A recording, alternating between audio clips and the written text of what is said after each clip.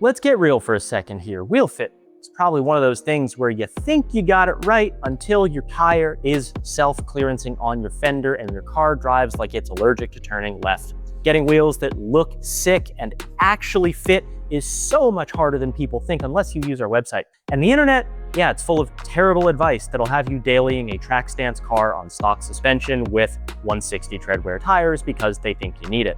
Today, I'm gonna be breaking down the most common wheel fitment mistakes people make, especially if you're new to the game, and how to avoid them so your car doesn't look like a Hot Wheels that got sat on. If you're super advanced, this video might not be for you. If you're super new, guess what? We got you covered. Whether you're building a clean street car, a track build, or you just want to stick a little bit more meat under the fender, I got you right here. Let's get into it. But before we do, make sure you like, subscribe to the channel. It helps us continue making these videos. If you're looking for wheels, click down below. Biggest mistake to begin with is not knowing your car's factory wheel sizes. We get it, you want wheels that look good, but if you don't have a ballpark idea of your stock width, offset, and bolt pattern, you're flying blind. You wouldn't buy pants without knowing your waist size, right? Same thing here. When you put in your car on our website, it shows you that, by the way. And here's the basic math. The width and offset control how far the wheel sticks out. They work in tandem together. Too much positive offset and a high width, your wheels are sunken like a 90s Corolla. Too much negative, you are poking out harder than a lifted truck on 24s. Before you even think about shopping, put your vehicle into our fitment search, check the OEM sizing, and then decide how aggressive you want to go.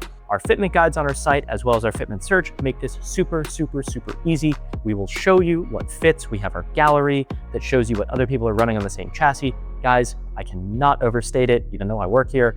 Our site makes it so easy to order wheels. So just go over there. But also do your homework. You want to make sure that you're picking a setup that isn't going to rub like crazy, that isn't going to stick out too much, that isn't going to just be not what you want. Now, the second mistake people make is ignoring tire size. People obsess over width and offset, but then they wrap their setup in the cheapest tires that make no damn sense. Stretching a 215 on a 10-inch wide wheel because you saw it on Instagram, but your car's stock height? Yeah, you don't need that unless you want daily anxiety every time you hit a pothole, because guess what? Those inner barrels, they ain't gonna survive. Here's the thing, your tire profile changes everything. Ride quality, how your speedo reads, and whether or not you can turn at full lock without rubbing. If you've got aggressive wheels and your tire isn't matched up right, you're gonna destroy your fenders, you're gonna destroy your tires, you're gonna destroy your entire car, or your boys might just roast you for having wheels that fit like Dookie. Huck to and spit on that thing. Use a tire size calculator, match your sidewall to your diameter, and figure out how much stretch, if any, you actually need. We've got tools for this on our website too. Again, the gallery is fantastic. It shows you this wheel, this tire, this car, this is how they fit together. It'll help you out a lot. Tire sizing isn't just about the look though, it's also about drivability. Don't cheap out on tires and don't just eyeball it. Do it right and your car will thank you and you'll have more fun driving it. Now, the third mistake that we see a lot is that suspension planning. You can't just put big old Johnnies on your car and pray they don't rub. Suspension height, stiffness, camber, suspension geometry, so your caster and your toe even, all affect your final fitment. You lowered the car an inch? Cool, but now your suspension compresses more. Your wheel travels higher into the fender, and that barely fits setup when you're parked turns into, why is there smoke coming from my quarter panel? Actually, have done this many times. You've got to plan for clearance at full lock, full compression, and even things like toe change on compression if you're lowered a ton, and this is all multiplied if you're tracking the car. That's why people run camber. It's not just for style. A degree or two of camber can actually make the difference between a car that is daily drivable and my tire just self-clearanced my fender screw. Also, don't forget about coilover spring rates or ride height adjustability. A set of well-dialed coilovers, the best picks in our opinion are BCBR and silvers, can keep your fitment super tight, and the dampening adjustment allows you to keep the ride controlled so you can run more aggressive fitment. The bottom line here is that wheels and suspension go absolutely hand in hand. You can't do one without planning for the other, or your perfect fitment is absolutely useless the second you hit a bump. Now, the fourth mistake, chasing wheel specs you saw online without context. Just because some dude on the gram has your car and is running 18 by 10 plus 15 with a 225/40 does not mean it's going to work on your car. People love talking about aggressive specs and showing them off, but they rarely mention all of the additional suspension modifications that go into it. At a bare minimum, you're adding camber, you're rolling your fenders, and Most of these guys on the gram with sick cars, they've got a daily, by the way. They're not driving this to work every day.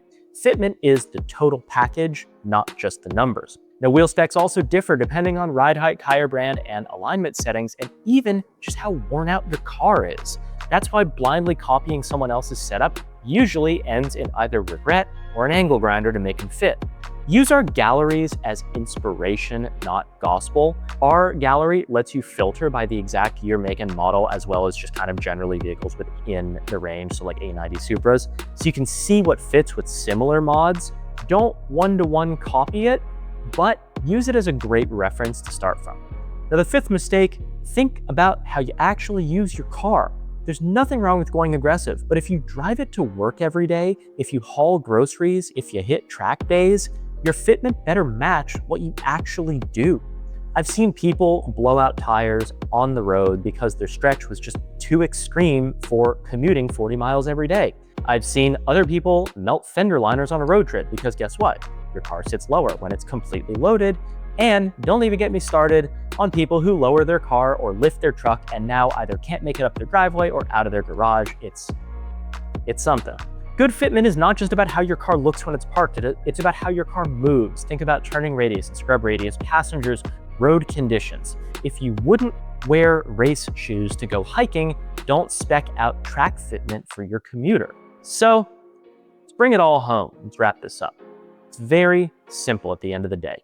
Your wheel fitment can make or break your build. It's the difference between a car that looks absolutely dialed in and one that looks like it was thrown together with zip ties, duct tape, and a dream. If you want to get it right the first time, you're in the right place. Head on over to our website. We've got a link down below. We've got real fitment galleries. We have guides on all the popular year makes and models. We have tire calculators and we have actual humans you can shoot an email over to and be like, yo, does this actually fit my car? Thank you all so much for watching the video. If you enjoyed it, please drop a like, drop a comment, hit the subscribe button, and I'll see you in the next one.